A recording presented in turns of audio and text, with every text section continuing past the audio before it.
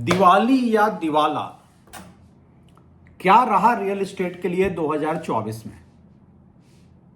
नहीं, मैं मजाक नहीं उड़ा रहा हूं।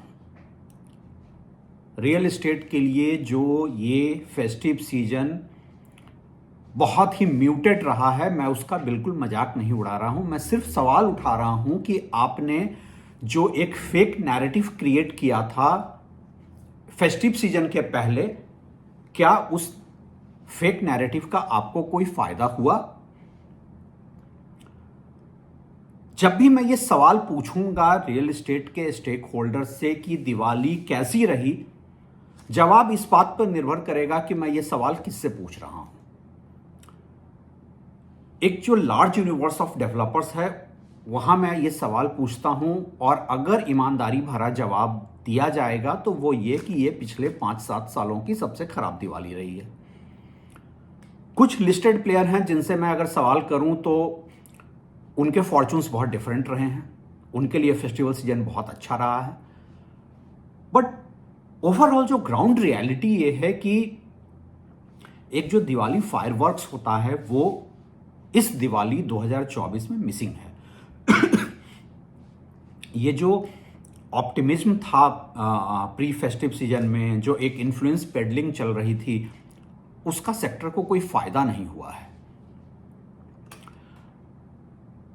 डेवलपर्स ने प्री फेस्टिव सीजन में क्लेम किया था कि इस बार 20 से 40% सेल्स में जंप देखने को मिलेगा। वैसे हम सब जानते हैं कि इस सेक्टर में जो स्टेक होल्डर्स हैं उनको एक ओवर्ट ऑप्टिमिज्म में रहने की आदत पड़ गई है। हालांकि वो बार बार गलत साबित होते हैं, लेकिन फिर भी वो एक ओवर्ट ऑप्टिमिज्म अपनी छोड़ते नहीं हैं।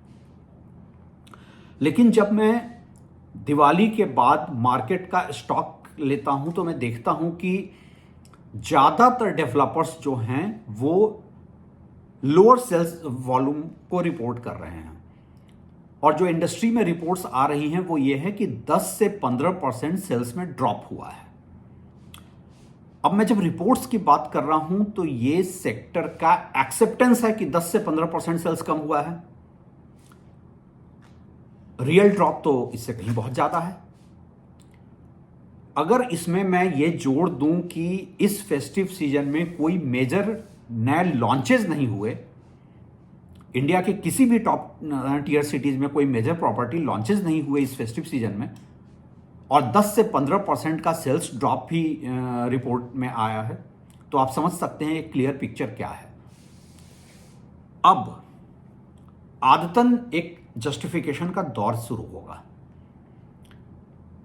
डेवलपर्स अभी भी मानने को तैयार नहीं होंगे कि ग्राउंड रियलिटी क्या है, उनके पांव के नीचे से जमीन खिसक रही है। वो कहेंगे नहीं, बायर कॉन्फिडेंस बहुत हाई है, इंडियंस तो घर खरीदने के लिए मरे जा रहे हैं, कुछ टेक्निकल रीजंस हैं जिस वजह से इस फेस्टिव सीजन में सेल्स नहीं हुए, और रीजंस और या फिर कहें जस्टिफिकेशन में कहा जाएगा कि सेकंड क्वार्टर में क्लियरेंसेज में बहुत डिले हुए, नए लॉन्चेस नहीं हुए, प्रॉपर्टी प्राइसेस बहुत हाई थी, डिलेड मॉनसून था इसलिए इन्वेंट्री भी डिले हो गई डिलीवर होने में, बहुत सारे अप्रूवल्स स्टेट इलेक्शंस की वजह से डिले हुए। ये सारे जस्टिफिकेशंस डेवलपर्स की तरफ से अभी आने बाकी हैं। लेकिन एक इंडिपेंडेंट एनालिस्ट के तौर पे जब आप देखते हैं तो आपको यह समझ में आता है कि यह फेस्टिव सीजन मार्केट के लिए बहुत डैम्पनर के तौर पे रहा है। और ये कोई अचानक से नहीं हुआ है। ऐसा नहीं है कि फेस्टिव सीजन में एक्सपेक्टेशन कुछ और थे और रियलिटी में कुछ और हुआ है। सब कुछ साफ दिख रहा था, जिसको कि सेक्टर में एक्सेप्ट करने को कोई तैयार नहीं हो रहा था। अगर वो एक्सेप्ट करते तभी तो एक कोर्स करेक्शन की तरफ सोचते। जब तक आप एक्नॉलेज नहीं करेंगे कि आपकी बिजनेस में एक प्रॉब्लम है, तब तक आप उसको रेक्टिफाई कैसे करेंगे?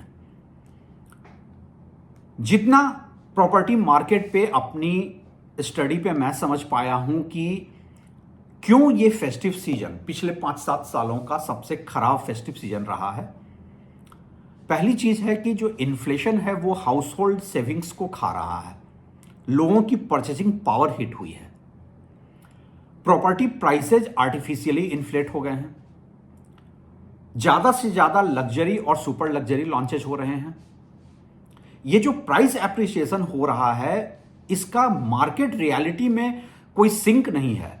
ना तो ये प्राइस एप्रिसिएशन इन्फ्लेशन से सिंक हो रहा है, ना एवरेज इंडियंस के वेज ग्रोथ से सिंक हो रहा है।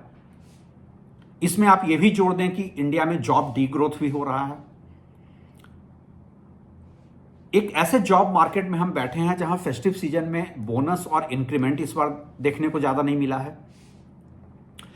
ये सारे वो वजह हैं जिस वजह से प्रॉपर्टी की बिक्री कम हुई है, जिसको कि सेक्टर में कोई एक्सेप्ट करने को तैयार नहीं हो रहा है।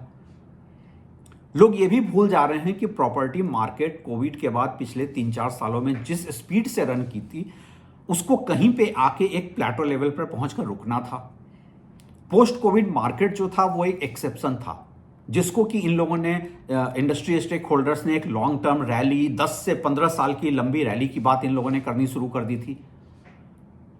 लार्जर इशू जो है, क्या डेवलपर्स, ओवरऑल स्टेक होल्डर्स इस अपनी गलतियों से कुछ सीखेंगे?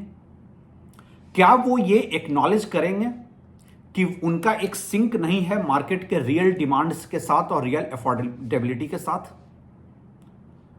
क्या वो एक्सेप्ट करेंगे कि अब वो दौर चला गया जहां आप एक गोल्ड कॉइन और एक आईफोन देकर प्रॉपर्टी बायर को अपने पास खींच लेते थे? सबसे जरूरी चीज है, क्या वो ये एक्सेप्ट करेंगे कि उनका फॉल्स नैरेटिव उनके लिए काउंटर प्रोडक्टिव साबित हो रहा है? वेल, आपका गेस वही है जो मेरा है। इंडस्ट्री में एक्सेप्टेंस नहीं होगा, इंडस्ट्री में जस्टिफिकेशंस दिए जाएंगे। जहां तक मीडिया की बात है, मीडिया ने एक पालतू तोते की तरह जो डेवलपर्स के नैरेटिव को आगे बढ़ाया था, वो हमेशा से डेवलपर्स के फॉल्स नैरेटिव का पार्ट रहे हैं। उनके चेहरे पे कालिख फिर से पुत गई है, बट उनके लिए हु केयर्स वाली बात है। लेकिन डेवलपर्स के लिए जो सबसे जरूरी चीज है, उन्हें अब रियलिस्टिक होना पड़ेगा, नहीं तो जैसा ये फेस्टिव सीजन रहा है उसको देखते हुए शायद स्लो डाउन की शुरुआत हो चुकी है।